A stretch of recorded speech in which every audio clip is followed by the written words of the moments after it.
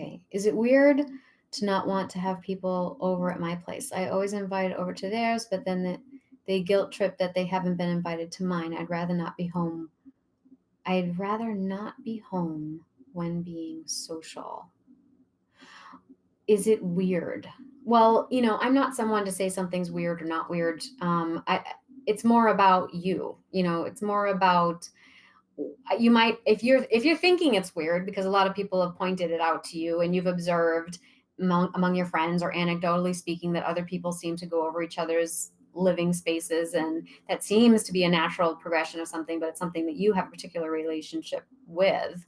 Then if it's coming up as a quandary for you, then you might ask yourself, what is my relationship to my space? What does my space mean to me? Like, so for example, um, when I got divorced, I moved into an apartment, and it was my first ever apartment that was totally my own. No roommates, no boyfriend, no, actually never lived with a boyfriend, but no husband, whatever. It was the first time I'd ever lived on my own. And it's the first time I'd ever owned a double bed.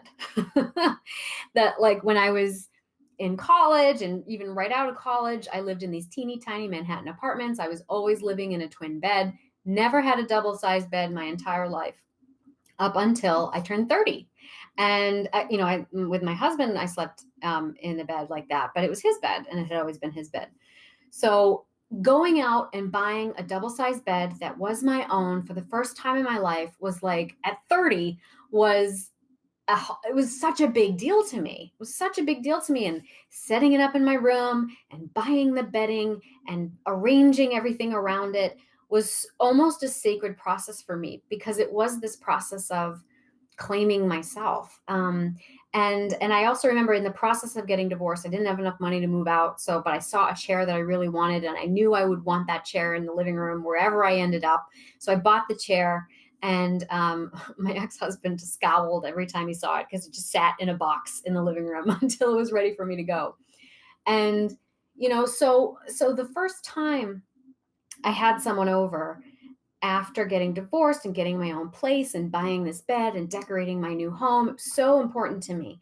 And then the first time I had someone over, I wasn't actually ready for them to stay over, but they kind of in New York, commute is such a hectic headache, and people commute from all parts of the city to get to ER, and it's late and the trains don't run and blah, blah, blah. So I felt kind of cornered into letting this person sleep over. And they kind of like curled up into my bed like they were going to sleep in my bed. And I was like, hell no. It's just like, oh, no, no, no. This is my first double-sized bed in my first apartment. That's my own place. You were supposed to be just my first fun night after my divorce and go. And now, like, you're here? No. If you're going to stay over, you're sleeping on the couch. And I had a really strong reaction to that. Super strong. And it was like the first time I had ever really exercised my boundaries in that way. It was also in a physical way, but the space, to be honest, like the space was more important to me.